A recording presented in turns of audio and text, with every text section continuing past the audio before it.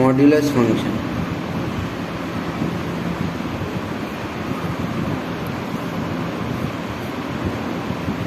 Modulus function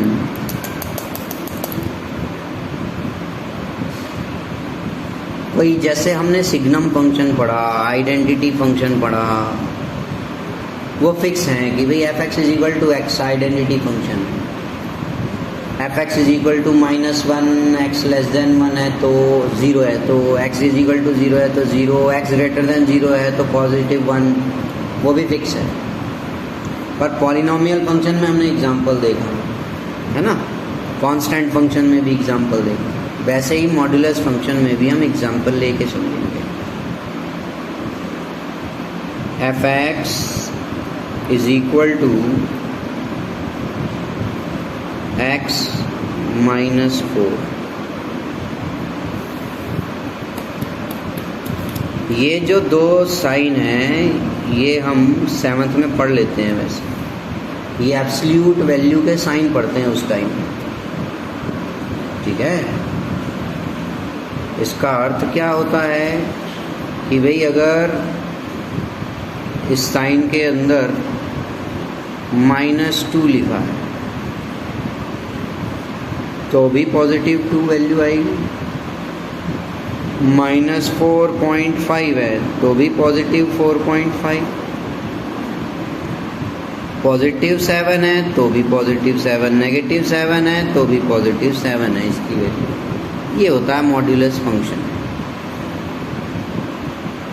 लेकिन जब कहीं x-2 इस तरह से लिखा हो, जैसे कि अभी हमने यहाँ लिखा x-4, तो आप इसको एग्जैक्टली ये नहीं बता सकते कि ये पूरी वैल्यू पॉजिटिव है या नेगेटिव, और बाहर हम सिर्फ ये सोचें कि x-4 लिख दें।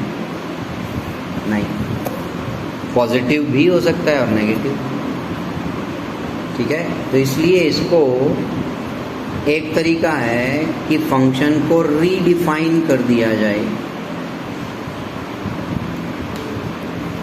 Redefine the function f x as f x is equal to x-4 negative sign के साथ when x is less than 4। x less than 4 पे माइनस का साइन क्यों लगाया? तो सबसे पहले तो हम वैसे सीधे स्ट्रेट एक काम जैसे करना है वो बता रहा हूँ, फिर कैसे हुआ वो डिस्कस करेंगे। सबसे पहले हम चेक करेंगे कि फंक्शन एफ एक्स की वैल्यू 0 कहाँ बन रही है। F x is equal to 0 मतलब ये पूरा 0 के इक्वल कब हो रहा है? F x is equal to 0 at obviously x-4 is equal to 0 लेके आप सॉल्व कर सकते हो। तो x is equal to 4, x की वैल्यू 4 पे एफ एक्स 0 बन रहा है, तो उस 4 से लेफ्ट माइनस का साइन लगा दिया हमने। x इज इक्वल टू 4 पे तो फंक्शन 0 है ही, और x ग्रेटर देन 4 पर फंक्शन जैसा है वैसे ही लिख दिया, ठीक है। ये कुछ केसेस में जहाँ नेगेटिव, कुछ केसेस में ये जो स्टेप्स हैं ये उल्टी भी हो जाती है, थोड़ा सा ध्यान रखना होता है, ठीक है ना। हमें एक बिल्कुल पूरी तरह से हर एक केस में ऐसा नहीं होगा कि लेस पे आप नेगेटिव साइन लगा रहे हैं और ग्रेटर पे पॉजिटिव ही छोड़ रहे हैं। अब ये हो कैसे रहा है? चलो कुछ इसी में मॉड्यूलस x-4 को न्यूमेरिकली देखें लिख कर, x की वैल्यूज लिख कर देखें। x की वैल्यू लिया आपने 1, तो x-4 क्या बना? 1 - 4 -3।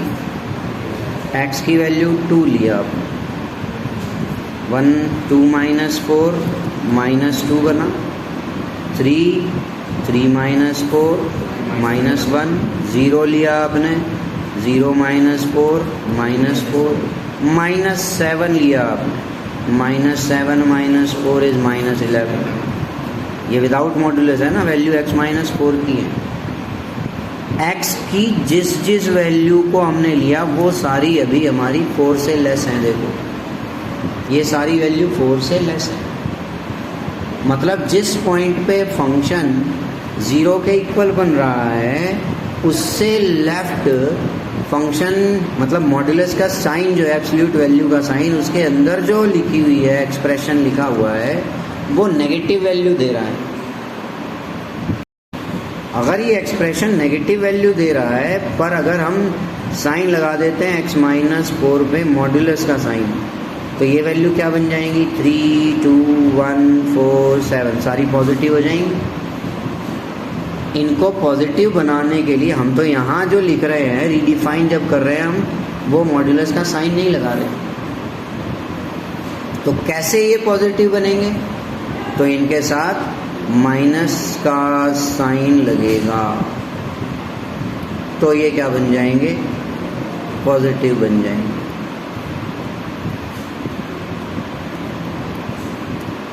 ठीक है, इसलिए रीडिफाइन करते समय हमने मॉड्यूलस का साइन हटा दिया और x<4 पे माइनस का साइन लगा दिया सामने, और >4 पे पॉजिटिव। देखो 4 से ग्रेटर कोई भी वैल्यू ले लो, 5 है, 5 पे ये बनेगा 5 - 4 1 पॉजिटिव, 6 - 4 2 पॉजिटिव, 5.2 ले लो, 5.2 - 4 1.2, सब पे पॉजिटिव ही आ रहा है। जब पॉजिटिव ही आ रहा है तो कोई साइन की ज़रूरत ही नहीं। ठीक है, लेकिन कुछ केसेस ऐसे भी होते हैं जहाँ ग्रेटर वैल्यू रखने से ये नेगेटिव रहेगा। कौन से? अब इसी को 4 - x लिख दो आप मॉड्यूलस के अंदर। मॉड्यूलस के अंदर आप यहाँ 4 - x ले लो, तो 4 से लेस जो वैल्यू होंगी, ठीक है, उन पे ये क्या बन जाएगा? पॉजिटिव। तो यहाँ पॉजिटिव रखेंगे हम, और 4 से ग्रेटर जो होगा वहाँ नेगेटिव बनेगी, इसलिए वहाँ यहाँ पर हम माइनस का साइन लगाएंगे। इसलिए थोड़ा केयरफुली देखकर फिर रीडिफाइन करें। ठीक है, चलो अब इसका ग्राफ समझा जाएगा। हमने समझा ग्राफ बनाने के लिए हम कुछ पॉइंट्स निकालते हैं। अभी हम ये जो रीडिफाइन किया इस सेक्शन में भी रख सकते हैं और वहीं भी रख सकते हैं ना। fx = x-4, x और fx। हमने ये भी समझा कि हम वर्टिकल एक्सिस लेंगे fx, और हॉरिजॉन्टल एक्सिस जो होता है वो होता है हमारा x एक्सिस। x पे बनी वैल्यू, चलो कुछ पॉइंट्स लिख लें। हमने क्या देखना है? सबसे पहले फंक्शन x एक्सिस को कहाँ इंटरसेक्ट कर रहा है, ज़रूरी नहीं है, पहले यही देखा जाए।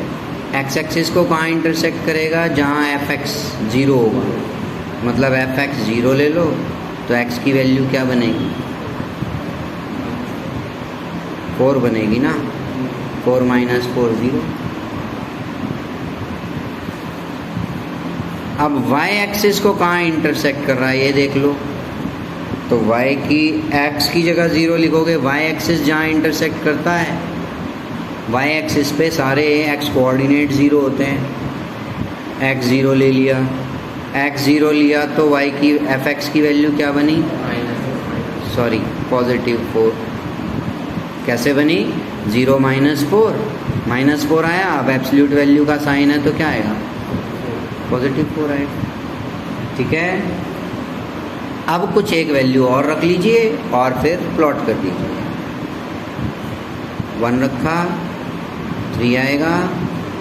ठीक है, -1 रखा तो 5 आएगा, -5 बना, -5 +5 हो जाएगा। यहाँ भी वैल्यू रख के देख सकते हो कि भाई मैं -2 रख रहा हूँ, -2 ऑब्वियसली किस में आएगा? 4 से लेस। यहाँ रखो -2 - 4 -6 बाहर माइनस है इसलिए +6। +2 रखा, +2 भी 4 से लेस है, 4 से लेस है तो 2 - 4 -2 सामने नेगेटिव साइन है, +2। ठीक है, 6 रखा, 6 रखा तो 6 4 से ग्रेटर है, 6 माइनस 4 ठीक। ये पॉइंट्स प्लॉट कर देंगे हम कि भाई 4 पे तो 0 है और 0 पे वैल्यू 4 है, 2 ही पॉइंट मिलते ही आप ज्वाइन तो कर ही सकते हो। ये यूं चला गया, मतलब 4 से लेस सारी वैल्यू पे ग्राफ ऐसे जा रहा और 4 से ग्रेटर सारी वैल्यू पे ग्राफ ऐसे जाएगा। हमेशा मॉड्यूलस फंक्शन का graph is either V shaped और ए शेप्ड। अब जैसे वो केस अगर यहाँ जस्ट नेगेटिव साइन लगा दो बाहर, x माइनस 4 मॉड्यूलस और सामने माइनस का साइन बाहर, तो यही ग्राफ बिल्कुल नीचे की तरफ यूँ बन जाएगा। ठीक है। ग्रेटेस्ट इंटीजर फंक्शन, ये भी एक एग्जांपल लिया है हम, is the greatest integer less than और इक्वल टू x। मतलब अगर हम ऐसे लिख लेते हैं f x is equal to x minus 1 यूँ साइन, ये एक ही एलिमेंट है। रियल नंबर की रोस्टर फॉर्म मत समझ लेना इसे, रियल नंबर्स की फर्स्ट चैप्टर में पढ़ा था। रियल नंबर्स की रोस्टर फॉर्म लिखते हैं तो 2 एलिमेंट होते हैं एक्सट्रीमिटीज़, यूँ, तब ऐसे साइन लगता है। तो ये ग्रेटेस्ट इंटीजर फंक्शन नहीं है। ठीक है। और वैसे भी जहाँ भी नज़र आता है मोस्ट ऑफ द टाइम हम कहेंगे या तो ऑलमोस्ट सारी प्लेसेस पे एक्सप्लेन कर दिया जाता है कि ये ग्रेटेस्ट इंटीजर फंक्शन है। अब सपोज ये लिखा है तो हम कहेंगे इसे is the greatest integer less than और equal to x minus 1। x नहीं, मतलब पूरी वैल्यू क्या वैल्यू दे रही है उसके अकॉर्डिंग फंक्शन की वैल्यू क्या बनेगी, वो होता है ग्रेटेस्ट इंटीजर फंक्शन। अब क्या वैल्यू बनेगी फंक्शन की, वापस इसी एग्जाम्पल की तरह समझें। x यूँ लगा हुआ है, मतलब आप ऑब्ज़र्व कीजिए, इस स्टेटमेंट का समझ रहे हैं। अब हम नंबर लाइन देखिए, नंबर लाइन है 0 1 2 3 4 5 -1 -2 -3 एंड सो ऑन। अब इस नंबर लाइन पे ये जो वैल्यू अंदर इस ब्रैकेट के अंदर बन रही है, ये किस पोजीशन पे है। ठीक है। सपोज अभी x है, हमें पता नहीं है, अब एग्जांपल और लेंगे हम। सपोज ये वैल्यू यहाँ है, x यहाँ है, इट इज़ बिटवीन 3 एंड 4। ये इंटीजर तो है नहीं, इंटीजर नहीं है तो हम क्या देखेंगे, ग्रेटेस्ट इंटीजर लेस देन, मतलब x से लेस ग्रेटेस्ट इंटीजर, x से छोटा, इससे छोटा ग्रेटेस्ट इंटीजर, मतलब इससे लेफ्ट पे जितने भी इंटीजर हैं, इंटीजर क्या होते हैं, यही है जो लिखे हैं हमने। इनके बीच में जो वैल्यूज़ होती हैं वो सारी नॉन इंटीग्रल्स होती हैं, नॉन इंटीग्रल पॉइंट्स होते हैं ये। चलो एग्जांपल दूसरा लेके देखो। तो जहाँ भी ग्रेटेस्ट इंटीजर फंक्शन देखना हो तो नंबर लाइन सोच लो आप। 2 आपने देखा इंटीजर है, ठीक है, इसकी वैल्यू 2 आनी है। But if it is 2.9 lies between 2 and 3। ठीक है। तो स्टेटमेंट कहती है is the greatest integer less than और इक्वल टू x। या तो लेस होगा या उसके इक्वल वाला इंटीजर होगा। 2 तो इक्वल में ही है, वही इंटीजर आ गया। पर 2.9 यहाँ आ रहा है 2 और 3 के बीच में, ये तो इंटीजर नहीं है। तो इससे लेफ्ट कितने इंटीजर हैं? बहुत सारे हैं। इन सारे इंटीजर्स में सबसे बड़ा कौन होगा? 2, क्योंकि 2.9 से छोटे जितने भी इंटीजर हैं, हम नंबर लाइन पे लेफ्ट पे चलें तो सबसे पहले जो इंटीजर आएगा वो बाकी सब में, बाकी सारे इंटीग्रल पॉइंट्स में सबसे बड़ा होगा। हम 6 क्लास में ये पढ़ते हैं, एक नंबर लाइन पे 2 नंबर लिखे हुए हैं, दोनों में जो राइट हैंड पे दिखे वो बड़ा, जो लेफ्ट हैंड पे हो वो छोटा। ठीक है ना? तो उसी हिसाब से 2.9 से लेफ्ट जितने भी इंटीग्रल पॉइंट्स हैं उनमें सबसे बड़ा है 2, इसलिए इसकी वैल्यू है 2। क्लियर? तो 2.31 इसकी वैल्यू क्या बनेगी? 2। 2.00001 इसकी वैल्यू क्या बनेगी? अगेन 2। 2.7 इसकी वैल्यू क्या बनेगी? वो भी 2। 2.7 2.7 अब हमने यहाँ 7 नहीं लिखा, 7 है तो ये तो 7 ही है। 2.5 तो अभी भी 2 और 5 के बीच में ही है, 2 और 3 के बीच में ही है, तो ये क्या वैल्यू देगा? 2। 2.7 भी 2 और 3 के बीच में है, तो इससे लेफ्ट में जो इंटीजर आएगा वो आएगा -3.5। इसका क्या आएगा? -4,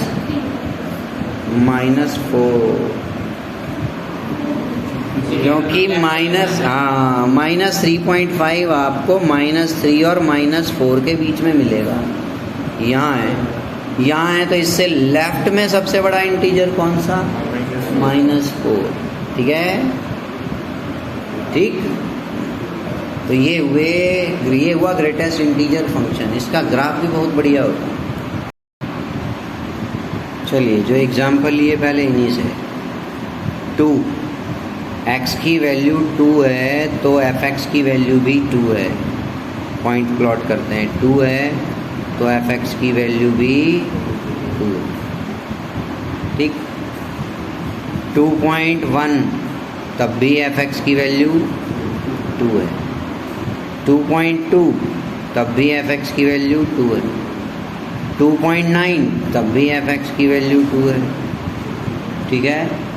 3 पर fx की वैल्यू 2 नहीं है। 3 पर fx की वैल्यू हो गई 3। स्प्लिटिंग हो गई, टूट गया ग्राफ। कैसे बनाएं? और 2 पे fx की वैल्यू 2 है। ठीक है? तो 3 को छोड़कर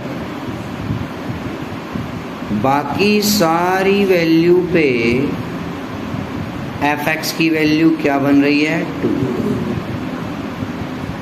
तो हमने क्या समझा था पिछली क्लास में? एक फंक्शन जो बनाया था सिग्नम फंक्शन, कि भाई जो पॉइंट इंक्लूड नहीं हो रहा, अब आप कैसे ड्रॉ कर दोगे कि 3 से कौन सा जस्ट पॉइंट लेफ्ट वाला लें एक्स पे?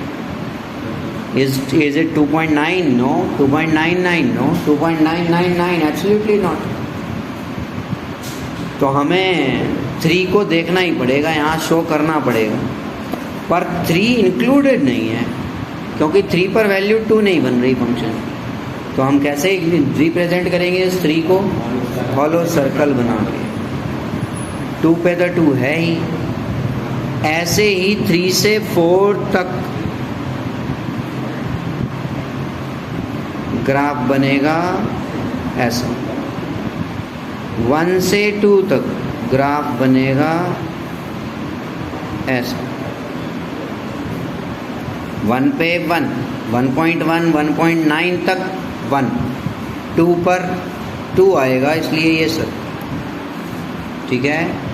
ऐसे ही 1 से 0 तक जो भी वैल्यू होंगी, 1 छोड़ दें, बाकी सारी वैल्यू पे fx की वैल्यू 0 है। ठीक है? अब 1 से 0 से लेस ज़ीरो छोड़ दिया, ज़ीरो से लेस सारी वैल्यूज़ पर क्या वैल्यू बनेगी? -1। -1 से शुरू करते हैं, -1 पे तो -1 रहना है, ठीक है। -1 को छोड़कर सारी वैल्यू जो भी आएंगी उन पर क्या बनेगा? -2। ऐसे ही नेक्स्ट सीढ़ियाँ बन गई, स्टेयरकेस, ठीक। ये ग्राफ होता है ग्रेटेस्ट इंटीजर फंक्शन। और अरे का इवन x-1 का भी बनाने जाएंगे तो ऐसा ही बनेगा, केवल ये जो पोर्शन जो हमने बनाया ये थोड़ा सा इधर राइट और लेफ़्ट की तरफ ऐसे शिफ्टिंग बस दिखेगी, ठीक है। तो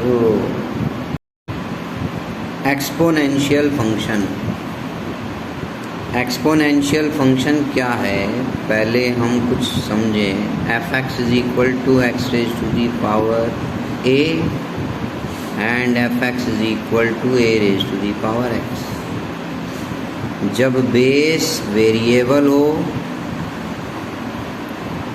और पावर एक्सपोनेंट कांस्टेंट हो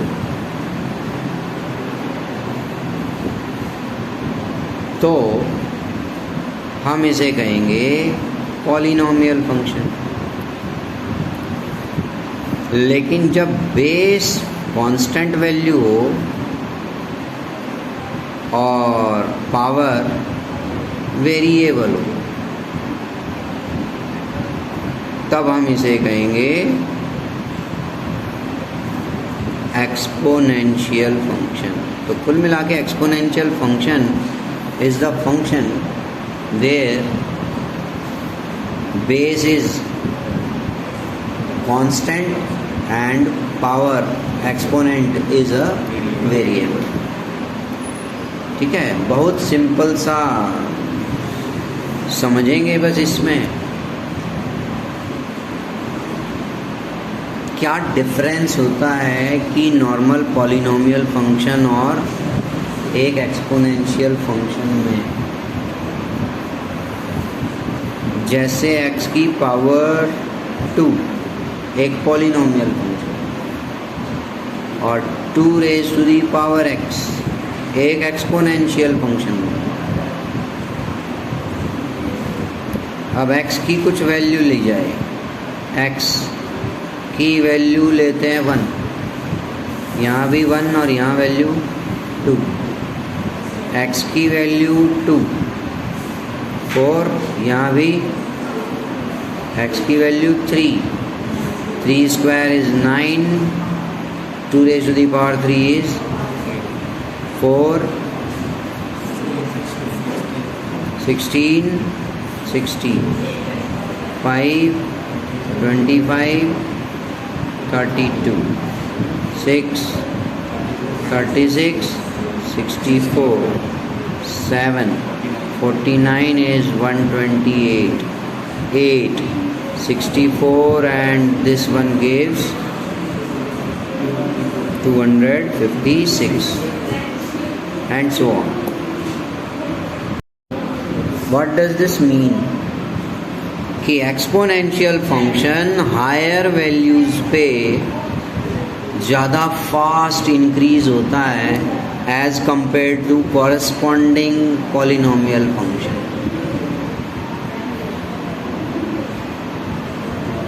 एक्सपोनेंशियल फंक्शन increases या value of exponential function increases with increasing rate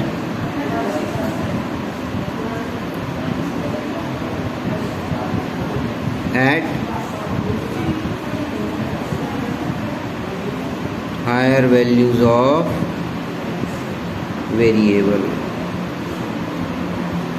variable की हायर वैल्यूज़ पे ये इंक्रीजिंग रेट से इंक्रीज होता है एक्सपोनेंशियल फंक्शन। और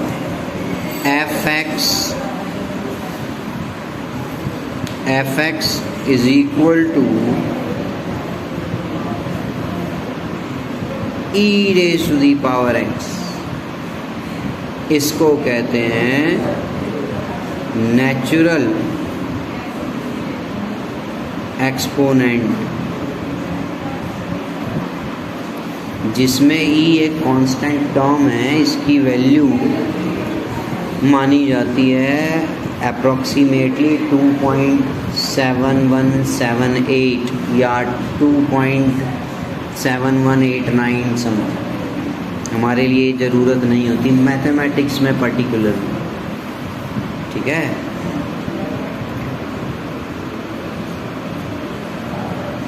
इस एक्सपोनेंशियल फंक्शन का ग्राफ बनाएंगे, नेचुरल एक्सपोनेंट।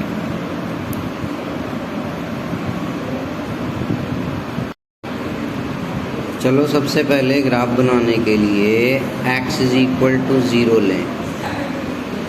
जब x की वैल्यू 0 है तो e की power 0, f x is equal to e raise to the power 0, it means it is 1, ठीक है। किसी भी कांस्टेंट वैल्यू पे आप 0 की पावर लगाते हो 0 को छोड़कर, तो हम उसकी वैल्यू 1 लेते हैं, ठीक है। अब दूसरा, ये मतलब x की वैल्यू 0 है तो एफ एक्स की वैल्यू 1 है, मतलब y एक्सिस को 0 पे ये यहाँ इंटरसेक्ट कर रहा है ग्राफ। अब f x is equal to 0 लिया जाए, मीन्स ई की power x is equal to 0, ठीक है। क्या ई हमने अभी अभी समझा 2.7178 समझ लेते हैं लगभग। अभी हम समझने के लिए इसको और छोटा ही रख लेते हैं, 2 ही रख लेते हैं कि इंटीग्रल वैल्यू, ताकि हम जल्दी से इसको एक्सप्लेन कर पाएँ। ई की पावर x है, 2 की पावर x बना ली, 2 की power x is equal to 0। 2 की पावर क्या लगाओगे कि 0 आए, कोई बनेगी? Not possible.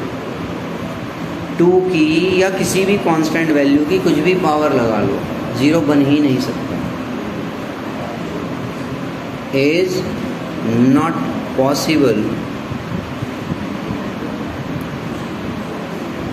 For all x belongs to R। किसी भी रियल नंबर पे ये वैल्यू पॉसिबल ही नहीं है कि भाई e की पावर x 0 बन जाए।